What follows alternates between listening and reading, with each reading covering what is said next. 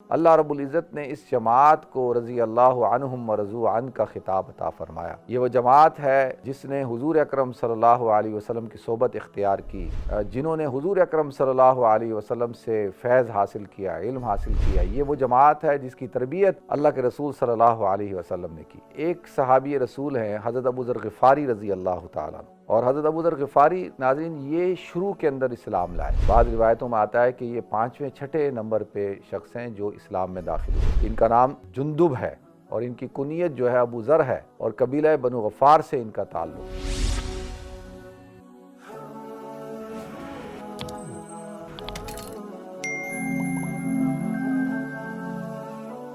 محترم ناظرین کرام، بزرگان دین اور میری عزیز ماؤں اور بہنوں بھائیوں، السلام علیکم ورحمۃ اللہ وبرکاتہ۔ ناظرین، اللہ رب العزت نے کائنات کے اندر 2 جماعتیں ایسی منتخب کی ہیں کہ جن کو اللہ رب العزت نے خصوصی مقام اور فضیلت عطا فرمائی۔ پہلی جماعت جماعت انبیاء کرام ہے، اور انبیاء کرام کی جماعت جس کی ابتدا حضرت آدم علیہ السلام سے ہو کر اور حضور اکرم صلی اللہ علیہ وسلم پر ختم ہوتی ہے، اور اللہ رب العزت نے حضور اکرم صلی اللہ علیہ وسلم کو خاتم النبیین، سید الاولین والمرسلین، امام المتقین، امام الانبیاء کا جو ہے وہ خطاب دیا۔ اور قرآن میں اللہ رب العزت نے ارشاد فرمایا، ما کان محمد ابا احد من رجالکم ولکن رسول اللہ وخاتم النبیین، کہ اللہ کے رسول صلی اللہ علیہ وسلم جو ہے ما کان محمد ابا احد من رجالکم ولکن رسول اللہ، وہ تم میں سے تمہارے مردوں کے والد نہیں ہیں، بلکہ وہ اللہ کے رسول ہیں اور خاتم النبیین ہیں۔ تو اللہ تعالیٰ نے ایک تو انبیاء کی جماعت ہے، یہ جماعت ناظرین یہ اللہ کی منتخب شدہ جماعت ہے۔ اللہ یصطفی من الملائکۃ رسلا ومن الناس، کہ اللہ تعالیٰ ہی اس جماعت کو منتخب کرتا ہے فرشتوں میں سے، انسانوں میں سے۔ فرشتوں میں سے جیسے حضرت جبریل، حضرت میکائیل، حضرت عزرائیل، حضرت اسرافیل علیہ السلام، اور انسانوں میں سے حضرت آدم علیہ السلام سے لے کر حضور اکرم صلی اللہ علیہ وسلم۔ تو کوئی شخص بھی اپنی محنت سے، اپنے مجاہدے سے، اپنی ریاضت سے، اپنے علم سے، اپنے تقوی سے نبی نہیں بن سکتا۔ یہ خصوصی فضل ہوتا ہے اللہ کا، اللہ اپنے منتخب شدہ بندوں کو چن لیتا ہے، ان کو منتخب کر لیتا ہے۔ تو لہذا ایک جماعت تو جماعت انبیاء کرام ہے، اور دوسری جماعت ناظرین صحابہ کرام کی جماعت ہے، اور یہ وہ جماعت ہے جس کو اللہ کہتا ہے کہ محمد الرسول اللہ، محمد اللہ کے رسول ہیں، والذین معہ اشداء والکفار رحماء بینہم، کہ جو محمد صلی اللہ علیہ وسلم کے ساتھی ہیں یہ کفار کے مقابلے میں سخت ہیں، آپس میں رحم دل ہیں۔ تو یہ وہ جماعت ہے والسابقون الاولون من المہاجرین والانصار، کہ یہ سابقون الاولون ہیں، چاہے وہ مہاجرین میں سے ہو، انصار میں سے ہوں۔ اللہ رب العزت نے اس جماعت کو رضی اللہ عنہم ورضوا عنہ کا خطاب عطا فرمایا۔ یہ وہ جماعت ہے جس نے حضور اکرم صلی اللہ علیہ وسلم کی صحبت اختیار کی، جنہوں نے حضور اکرم صلی اللہ علیہ وسلم سے فیض حاصل کیا، علم حاصل کیا۔ یہ وہ جماعت ہے جس کی تربیت اللہ کے رسول صلی اللہ علیہ وسلم نے کی، اور ان کے سرخیل اور صحابہ کے جو سب سے انبیاء کے بعد جو سب سے افضل شخصیت ہیں وہ حضرت ابوبکر صدیق رضی اللہ تعالیٰ عنہ ہیں۔ تو لہذا ناظرین صحابہ کی جماعت بڑی مبارک جماعت ہے۔ صحابہ کی جماعت میں سے ایک صحابی رسول ہیں حضرت ابو ذر غفاری رضی اللہ تعالیٰ عنہ، اور حضرت ابو ذر غفاری ناظرین یہ شروع کے اندر اسلام لائے۔ بعض روایتوں میں آتا ہے کہ یہ 5ویں 6 نمبر پہ شخص ہیں جو اسلام میں داخل ہوئے۔ ان کا نام جندب ہے، اور ان کی کنیت جو ہے ابو ذر ہے، اور قبیلہ بنو غفار سے ان کا تعلق ہے۔ تو لہذا یہ وہ صحابی ہیں ناظرین کہ جو زہد اور تقوی کے اندر اور حضور اکرم صلی اللہ علیہ وسلم کی معیت کے اندر، صحبت کے اندر رہتے تھے۔ زہد اور تقوی اعلیٰ معیار پر پہنچا ہوا تھا، اور جب یہ اسلام لے کر آئے ہیں تو ان کے بارے میں آتا ہے کہ انہوں نے اپنے بھائی کو بھیجا کہ جاؤ جا کے پتہ کرو کہ ایک شخص ہے جس نے مکہ کے اندر نبوت کا دعویٰ کیا ہے، ان کے احوال لے کر آؤ۔ تو بھائی گئے اور کچھ احوال لے کر آئے، تو سیٹسفیکشن نہیں ہوئی، تو کہا کہ نہیں میں خود جاتا ہوں۔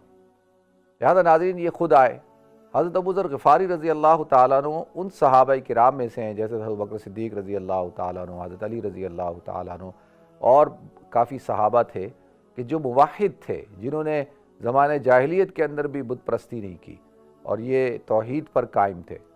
تو لہذا یہ خود آئے اور آنے کے بعد یہ مکہ کے اندر بیٹھ گئے خاموشی کے ساتھ۔ تو دیکھا کہ حضرت علی رضی اللہ تعالیٰ عنہ آئے، تو حضرت علی رضی اللہ تعالیٰ عنہ پوچھا کہ میں مسافر ہوں؟ کہا مسافر ہوں۔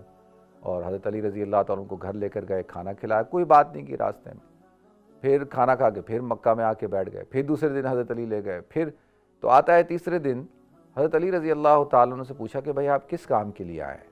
تو انہوں نے کہا کہ بھائی میں تو اس لیے آیا ہوں کہ یہ جو شخص ہے محمد صلی اللہ علیہ وسلم، ان کے بارے میں انکوائری کرنے کے لیے۔ تو لہذا حضرت علی رضی اللہ تعالیٰ عنہ ان کو لے کر گئے ہیں حضور اکرم صلی اللہ علیہ وسلم کے پاس۔ نبی کریم صلی اللہ علیہ وسلم نے اسلام پیش کیا اور انہوں نے کہا کہ یہ بالکل حق ہے، سچ ہے، اور حضور اکرم صلی اللہ علیہ وسلم کی دعوت کو قبول کر لیا۔ تو لہذا ناظرین، جب یہ آئے اور انہوں نے بیت اللہ کے اندر اعلان کیا تو لوگوں نے ان کے اوپر تشدد کیا، بہت زیادہ تشدد کیا، یہاں تک کہ اتنا تشدد کیا کہ یہ بالکل شہید ہونے کے قریب تھے۔ تو قریش کے کچھ سرداروں نے کہا کہ بھائی ان کو چھوڑ دو، تو میں نہیں پتا کہ یہ بنو غفار سے ان کا تعلق ہے۔ ناظرین، قبیلہ بنو غفار جو تھا یہ قدیم زمانے سے ان کا جو پیشہ تھا وہ ڈاکے ڈالتے تھے، رہزنی کرتے تھے اور لوٹ مار ان کا پیشہ تھا، اور زیادہ تر جو قافلے جاتے تھے تجار کے، تجارتی قافلے، ان سے یہ ٹیکس وصول کرتے تھے۔ اگر کوئی ٹیکس نہ دے، کوئی منع کرے تو ان کو لوٹ لیتے تھے۔ تو انہوں نے کہا کہ تمہیں پتہ ہے ایک قریش کے لوگوں، ہمارے جو قافلے تجارت کے جو سفر کرتے ہیں وہ ان کا قبیلہ راستے میں آتا ہے، تو اس کی وجہ سے ہمیں پرابلمز ہو جائے گی، تو لہذا ان کو چھوڑ دیا گیا۔ تو ناظرین، یہ واپس اپنے قبیلے میں چلے گئے، کچھ عرصے بعد پھر آئے تو اللہ کے رسول صلی اللہ علیہ وسلم نے ارشاد فرمایا کہ تم اپنے قبیلے میں دین کا کام کرو، اور جب مدینہ منورہ میں ہجرت کر جاؤں تو وہاں پہ تم تشریف لے آنا۔ تو لہذا مختصراً ناظرین، یہ مدینہ منورہ چلے گئے حضور اکرم صلی اللہ علیہ وسلم کے پاس۔ تو ان کا ایک واقعہ ہے کہ غزوہ تبوک کے موقع پر جب صحابہ، اور بڑا سخت غزوہ تھا وہ، اور وہ یعنی حالات بہت سخت تھے، تنگ تھے، تو اللہ کے رسول صلی اللہ علیہ وسلم جب جا رہے تھے تو کچھ صحابہ بچھڑ گئے تھے، پیچھے رہ گئے تھے، ان میں سے ایک حضرت ابو ذر غفاری رضی اللہ تعالیٰ عنہ بھی تھے۔ تو لہذا یہ پیچھے رہ گئے، تو ان کا اونٹ جو ہے وہ بہت لاغر تھا، تھک گیا اور وہ چل نہیں رہا تھا۔ تو انہوں نے کیا کیا کہ اس اونٹ کو چھوڑا اور اپنا سامان لیا اور پیدل ہی چل پڑے، اور دوسری منزل پہ جا کر حضور اکرم صلی اللہ علیہ وسلم کو پا لیا۔ آتا ہے کہ جب یہ دور سے چلتے ہوئے نظر آ رہے تھے تو صحابہ نے حضور اکرم صلی اللہ علیہ وسلم کو ارشاد فرمایا، یا رسول اللہ، لگتا ہے کہ کوئی شخص جو ہے وہ آ رہا ہے۔ تو حضور نے کہا کہ یقینی طور پر یہ ابو ذر غفاری ہوگا۔ تو آتا ہے ناظرین کہ جب وہ قریب آئے تو اللہ کے رسول صلی اللہ علیہ وسلم نے فرمایا، ابو ذر، کیا وجہ ہوئی تم پیچھے رہ گئے؟ کہا، یا رسول اللہ، اس طریقے سے میرا اونٹ جو ہے وہ چل نہیں رہا تھا، بیمار تھا، تھک گیا تھا، میں نے اس کو چھوڑا اور میں پیدل ہی چل پڑا۔ تو اللہ کے رسول صلی اللہ علیہ وسلم نے ارشاد فرمایا کہ تم اکیلے ہی تم نے سفر کیا، اور تم جو ہے اب جب تمہیں موت آئے گی، اور تمہیں موت بھی جو ہے وہ اسی حالت میں آئے گی کہ تم اکیلے ہوگے۔ اور یہ اللہ کے رسول صلی اللہ علیہ وسلم نے ان کو بشارت دی، اور یہ وہ شخص ہیں کہ جب اللہ کے رسول صلی اللہ علیہ وسلم ان کی تعریف بیان کرتے تھے، کہتے تھے کہ یہ مہمان نواز ہے اور یہ توحید پر قائم رہنے والے شخص ہیں۔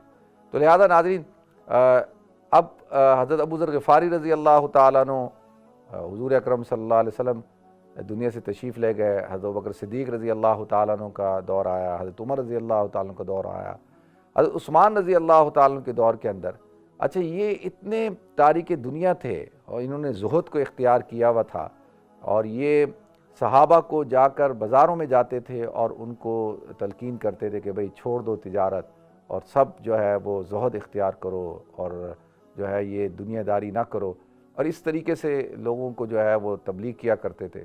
حضرت عمر کے زمانے میں شام چلے گئے تھے، پھر واپس آ گئے عثمان کے زمانے میں، اور عثمان رضی اللہ تعالیٰ عنہ کے دور میں پھر یہ یعنی ان کا کام ہی یہی تھا کہ بازاروں میں اور جو لوگ کھیتی باڑی کر رہے ہوتے تھے ان کے پاس، جو بھی کسی کام میں لگاتا تو ان کے پاس جاتے تھے اور ان کو منع کرتے تھے۔ ایک کیفیت تھی، جذب کی ایک کیفیت طاری ہو چکی تھی۔ تو حضرت عثمان رضی اللہ تعالیٰ عنہ کے پاس شکایتیں آتی تھی کہ بھئی یہ اس طریقے سے لوگوں کو ڈسٹرب کرتے ہیں، لوگوں کو جو ہے وہ کہتے ہیں کہ بالکل کسی قسم کی کاروبار کرنا، تجارت کرنا، کھیتی باڑی کرنا تم لوگوں کے لیے جائز نہیں ہے، اس طریقے کی باتیں کرتے ہیں، تو لوگ جو ہے وہ کافی ان سے پریشان ہیں۔ تو اب دیکھیں یہ صرف میں آپ حضرات کی تعلیم کے لیے عرض کر رہا ہوں کہ ایک انسان ہوتا ہے، سم ٹائم اس کے اوپر جذب کی کیفیت ہو جاتی ہے، جذب کی کیفیت جس کو ہم مجذوب بھی کہتے ہیں، وہ بالکل تارک دنیا ہو جاتا ہے اور کسی قسم کے مشاغل میں شرکت نہیں کرتا، اور وہ یعنی آپ دیکھیں گے کہ وہ بس مگن ہوتا ہے، اپنی ایک دھن کے اندر ہوتا ہے۔ تو جس کے اندر یہ کیفیت طاری ہو جائے نا مجذوبیت کی، تو وہ تو اللہ کا نیک بندہ ہے، یقینی طور پر اللہ کا ایک خاص بندہ ہے، لیکن اس کو پھر فالو نہیں کیا جاتا۔ فالو سے مراد یہ ہے، اب ایک شخص ہے وہ بالکل بیٹھا ہوا ہے اپنی دنیا کے اندر، نہ تجارت کرتا ہے، نہ دکانداری کرتا ہے، نہ کوئی کام کاج کرتا ہے، اور لوگوں کو بھی منع کرتا ہے، حالانکہ شریعت کے اندر تجارت کرنا اور کھیتی باڑی کرنا، حلال روزی کمانا، اس کی محنت کرنا، اس کی کوشش کرنا بالکل جائز کام ہے، کوئی ناجائز تو نہیں ہے یہ۔ تو وہ اس سے بھی روک رہے تھے، تو حضرت عثمان رضی اللہ تعالیٰ عنہ نے ان کو کیا کہا کہ بھئی آپ جو ہے وہ مدینہ سے باہر ایک جگہ ہے ربضہ، تو آپ وہاں چلے جائیں اور وہاں پر جا کے آپ قیام کریں۔ میرا بھی وہاں جانا ہوا، میں نے وہ بستی بھی دیکھی، اور دیکھیں حضور اکرم صلی اللہ علیہ وسلم نے جب ان کو کہا نا کہ تم اکیلے رہو گے، اکیلے تم نے سفر کیا، تمہیں اکیلے موت آئے گی، اور تم نے امیر کی اطاعت کرنی ہے اور مہمانداری کرنی ہے۔ اچھا، یہ جو حضور اکرم صلی اللہ علیہ وسلم نے ان کو وصیت کی، تو انہوں نے فوراً اس وصیت پہ عمل کیا کہ حضرت عثمان کو چیلنج نہیں کیا کہ بھئی آپ مجھے کیوں مدینہ سے نکال رہے ہیں، تو میں تو نہیں جا رہا، تو کیوں؟ فوراً حضور کی وہ پیشن گوئی کہ حضور نے کہا تھا امیر کی اطاعت کرنی ہے، تو انہوں نے امیر کی اطاعت کی۔ اچھا، اور پھر کہا کہ اگرچہ وہ حبشی کیوں نہ ہو، تو جب یہ گئے ہیں ربضہ میں، تو وہاں پر ناظرین جو امام تھے وہ ایک حبشی النسل کے شخص تھے، اور وہ امامت کرتے تھے، بہت چھوٹا سا محلہ تھا۔ تو یہ گئے اور یہ اس کے پیچھے نماز پڑھتے تھے، اس کی اطاعت کرتے تھے۔ کہا کہ مجھے اللہ کے رسول صلی اللہ علیہ وسلم نے کہا تاکہ بالکل امام کی اطاعت کرنی ہے، امیر کی اطاعت کرنی ہے، تو میں امیر کی اطاعت کروں گا۔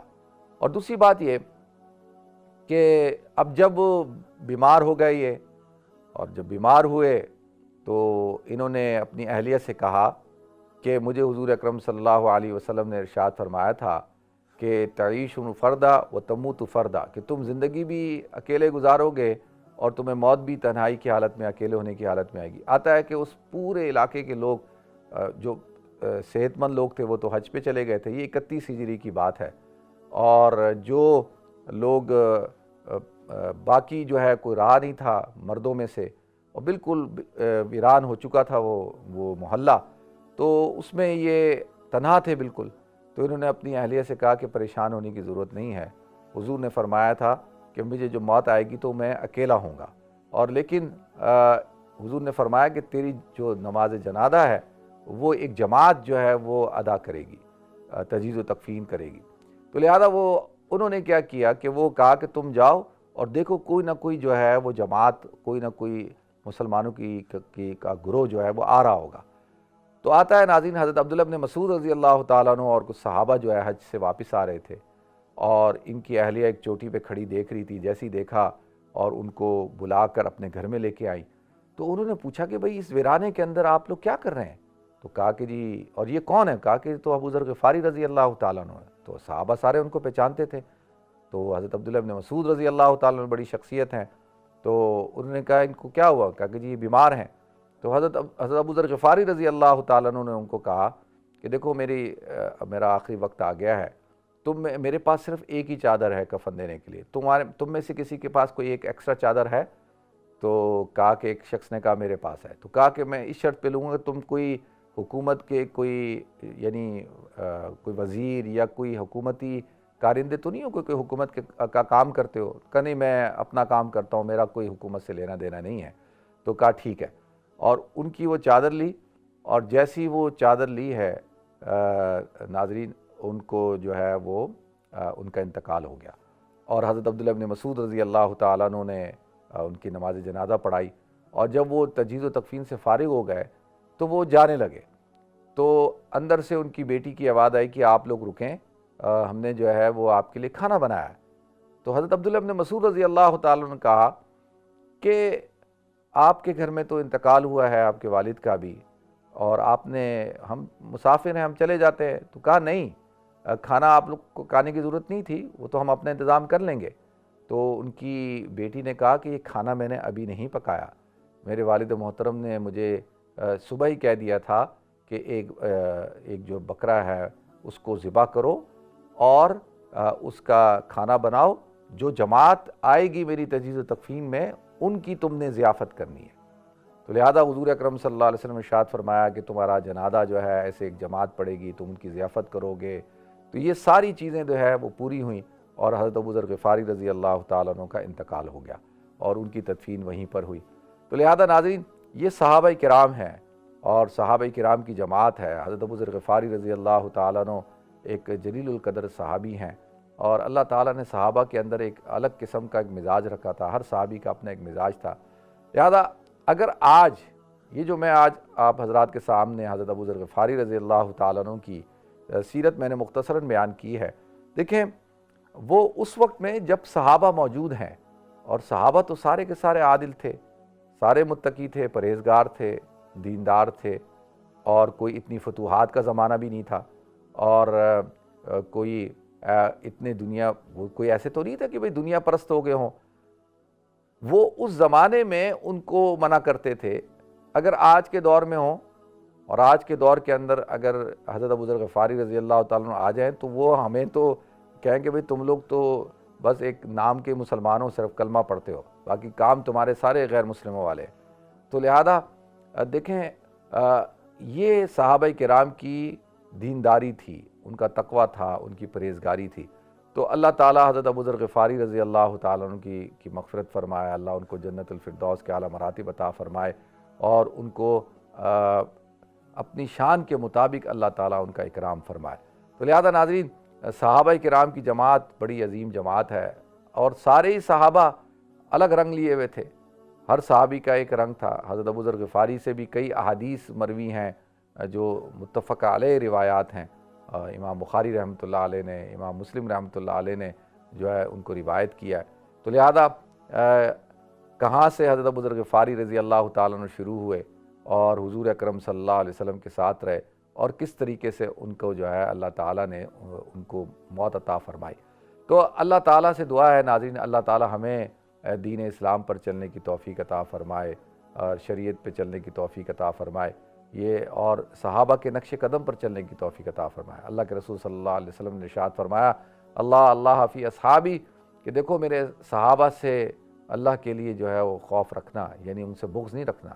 اللہ اللہ فی اصحابی لا تتخذوہم غرضا من بعدی، کہ میرے بعد ان سے کوئی کسی قسم کا بغض، کسی قسم کی نفرت، کسی قسم کی عداوت نہ رکھنا۔ فمن احبہم فبحبی احبہم، جو ان سے محبت کرتا ہے وہ مجھ سے محبت کرنے کی وجہ سے ان سے محبت کرتا ہے، اور ومن ابغضہم، اور جو ان سے بغض رکھتا ہے فببغضی ابغضہم، وہ ان سے مجھے مقبوض رکھنے کی وجہ سے ان سے بغض رکھتا ہے۔ یعنی اگر ان سے نفرت کرتا ہے تو میری وجہ سے، یعنی مجھ سے نفرت کرنے کی وجہ سے ان سے نفرت کرتا ہے۔ لہذا صحابہ کی جماعت جو تھی یہ حضور اکرم صلی اللہ علیہ وسلم کے ساتھی تھے، جانثار تھے، اور صحابہ کی قربانیاں ہیں، اور تمام کے تمام صحابہ نے جو ہے اللہ کے دین کے لیے قربانیاں دیں اور اسلام ہم تک پہنچایا۔ جب حجۃ الوداع کا موقع تھا، فتح مکہ کے موقع پر، تو اس وقت صحابہ کی جماعت ساتھ تھی، اور اللہ تعالیٰ نے انا فتحنا لک فتحا مبینا جب نازل فرمائی اور کہا کہ نبی ہم نے آپ کو کھلی فتح عطا فرمائی، صحابہ کی جماعت ساتھ ہے۔ اور پھر اسی طرح حجۃ الوداع کا موقع ہے، صحابہ سارے کے سارے ساتھ ہیں۔ اللہ کے رسول صلی اللہ علیہ وسلم صحابہ کی جماعت سے پوچھتے ہیں کہ تم جو اللہ تعالیٰ نے میری ذمہ داری مجھے لگائی تھی کہ مجھے دین پہنچانا تھا، اللہ کی توحید کو بیان کرنا تھا، جو اللہ نے امانت دی تھی وہ میں نے تم تک پہنچائی۔ تو سب نے کیا فرمایا؟ ادیت الامانۃ، کہ آپ نے امانت ادا کی بلکہ اس کا حق ادا کر دیا، اور آپ نے رسالت کا حق ادا کیا۔ اور پھر اللہ کے رسول صلی اللہ علیہ وسلم نے ارشاد فرمایا کہ اللہم فاشہد، اے اللہ تو اب گواہ رہ جا، تو اس بات پر گواہ رہ کہ ان لوگوں تک جو آپ نے مجھے جو امانت دی تھی وہ امانت میں نے ان تک پہنچا دی۔ جو دین آپ نے مجھے دیا تھا، جو پیغام آپ نے مجھے دیا تھا، تو وہ میں نے ان صحابہ تک، اس جماعت تک، ان لوگوں تک پہنچا دیا۔ اور پھر اللہ کے رسول صلی اللہ علیہ وسلم نے ارشاد فرمایا فَلْيُبَلِّغُ الشَّاهِدُ مِنْكُمُ الْغَائِبَ، تم میں سے جو موجود ہے اس کی ذمہ داری ہے کہ جو غائبین ہیں ان تک پہنچائے۔ تو لہذا دیکھیں ناظرین، صحابہ کی جماعت 1.25 لاکھ صحابہ کرام، اور وہ دنیا کے مختلف ملکوں میں، مختلف علاقوں کے اندر پھیل گئے۔ آتا جس کا رخ جس طرف تھا وہ اس طرف چل دیا۔ اور اب اگر ہم دیکھیں جنت البقیع کے اندر، جنت المعلیٰ کے اندر، تو ٹوٹل جو یہ مدینہ منورہ اور مکہ المکرمہ میں ہمیں جو صحابہ کی قبور ملتی ہیں، وہ ٹوٹل جو ہے وہ 10,000 12,000 صحابہ کی قبور ملتی ہیں۔ تو اور باقی صحابہ کی قبور پوری دنیا کے اندر ہیں۔ یعنی آپ سائپرس کے اندر، میں گیا نہیں ہوں لیکن میں نے پڑھا ہے، انشاءاللہ میرا ارادہ ہے کہ اللہ کبھی توفیق دے گا تو میں انشاءاللہ ان جو صحابہ کی قبور ہیں سائپرس میں، انشاءاللہ میں وہاں ضرور جاؤں گا، اور حضور اکرم صلی اللہ علیہ وسلم کی جو پھوپھی ہیں ام حزام رضی اللہ تعالیٰ عنہ، ان کی بھی قبر مبارک وہاں پر ہے۔ تو انشاءاللہ اللہ نے توفیق دی تو ضرور۔ تو اب دیکھیں کہاں قبرص، کہاں یورپ، اور پھر کہاں بلوچستان، اور یہ جو پنجگور ہے، پنجگور کہتے ہیں 5 گور، 5 قبروں کو۔ تو یہ پنجگور کا جو نام پڑا ہے، یہ پنجگور کا نام 5 قبور کی وجہ سے کہ جو 5 صحابہ کرام کی قبور ہیں۔ اسی طرح سے سندھ کے اندر، اور جو ہے وہ آپ کو پوری دنیا کے اندر، آپ کو چائنا کے اندر جو ہے صحابہ کرام کی قبور ملتی ہیں، اور جن کا تو نشان ہے، جو تو موجود ہیں۔ تو یہ صحابہ کرام کی قربانی تھی ناظرین، کس طریقے سے صحابہ کرام نے جو ہے پوری دنیا کے اندر اسلام کو پھیلایا۔ آپ اگر دیکھیں کہ پورا یہ جو آپ کو فارسٹ کا ایریا نظر آتا ہے، اسی طریقے سے جو یہ سری لنکا، مالدیپ، اور پھر یہ فارس کا جو تھائی لینڈ، ملیشیا، انڈونیشیا، پھر برونائی، اور پھر آپ افریقہ کے جو ملک دیکھیں، کہاں تک جو ہے مراکش، اور جو ہے وہ الجزائر، موریتانیہ، یہ پورے جو علاقے ہیں، پھر اس طریقے سے ایران کے بھی پورے علاقے جو سیستان کے ایریے ہیں، وہ پورا علاقہ، پھر کردستان، اور یہ سارے جو علاقے ہیں آپ دیکھیں، مشرق سے لے کے مغرب تک ہر طرف جو ہے اللہ تعالیٰ نے اسلام کا بول بالا کیا۔ اور اس کے اندر اولین جو معمار ہیں جنہوں نے صحیح اسلام کی تعمیر کی ہے، اسلام کی عمارت کی، وہ صحابہ کرام ہیں، اور انہی کی بدولت جو ہے اللہ تعالیٰ نے جو ہے وہ اسلام کو یہاں تک پہنچایا۔ اور الحمدللہ آج ہمارے پاس قرآن جو ہے وہ کتابی صورت کے اندر موجود ہے، جس کو مصحف عثمانی کہا جاتا ہے۔ یہ صحابہ کرام کا ماشاءاللہ کارنامہ ہے کہ انہوں نے کس طریقے سے اس کو کتابی صورت کے اندر مدون کرا کر پوری دنیا کے اندر اس کو پھر پھیلایا، اس کی نشر و اشاعت کی۔ اسی طرح سے جو احادیث ہیں ہمارے پاس، اور یہ احادیث جو ہے وہ ہمارے پاس کس طریقے سے محفوظ ہیں، تو حضور اکرم صلی اللہ علیہ وسلم کا ایک ایک فعل، ایک ایک قول، ایک ایک جو ہے ایکشن، عمل آپ کا محفوظ ہو گیا۔ صحابہ نے آپ کی ایک ایک چیز کو محفوظ کیا، آپ کی ایک ایک ادا کو محفوظ کیا۔ ایک صحابی جا رہے ہیں اور وہ ایک جگہ پر رکتے ہیں اور درخت کے نیچے بیٹھتے ہیں، پھر آ جاتے ہیں۔ تو صحابہ نے پوچھا کہ بھئی آپ نے ایسا کیوں کیا؟ کہا کہ میرے آقا صلی اللہ علیہ وسلم اس درخت کے نیچے بیٹھے تھے، تو میں نے ان کی سنت پر عمل کیا اور اس درخت سے برکت حاصل کی۔ ایک صحابی کے بارے میں آتا ہے کہ وہ مسکرائے، تو کہا کہ بھئی آپ یہاں کیوں مسکرائے؟ کہا کہ میں نے دیکھا حضور اکرم صلی اللہ علیہ وسلم یہاں پر مسکرائے تھے۔ ایک صحابی کے بارے میں آتا ہے وہ سفر کر رہے تھے قافلے کے ساتھ، تو قضا حاجت کے لیے رکے اور بس ایسے ہی گئے اور آ گئے۔ تو کسی نے کہا کہ لگتا ہے آپ نے قضا حاجت اب فارغ نہیں ہوئے؟ کہا نہیں، مجھے ضرورت نہیں تھی، لیکن میں ایک دفعہ حضور اکرم صلی اللہ علیہ وسلم کے ساتھ تھا، تو حضور اکرم صلی اللہ علیہ وسلم نے یہاں پہ آپ رکے تھے قضا حاجت کے لیے، تو میں حضور کی سنت کو پورا کرتے ہوئے، آپ کے اس عمل کے اوپر یعنی اس سے محبت کرتے ہوئے میں یہاں پر جو ہے رکا۔ دیکھیں یہ صحابہ کرام کی جماعت تھی، اور وہ حضور اکرم صلی اللہ علیہ وسلم سے کتنی محبت کرتے تھے۔ یعنی جو ہے حضور کا جو جسم کا ایک بال ہے اس کو بھی زمین پہ نہیں گرنے دیا، اس کو بھی محفوظ کر لیا۔ حضور کے وضو کا جو پانی تھا اس پانی کو زمین پہ نہیں گرنے دیتے تھے، اس کو محفوظ کر لیتے۔ اللہ کے رسول صلی اللہ علیہ وسلم کے پسینے کو محفوظ کر لیتے تھے۔ تو یہ وہ صحابہ کی جماعت ہے۔ اللہ تعالیٰ ہم سب کو ان کے نقش قدم پر چلنے کی توفیق عطا فرمائے۔ وآخر دعوان الحمدللہ رب العالمین۔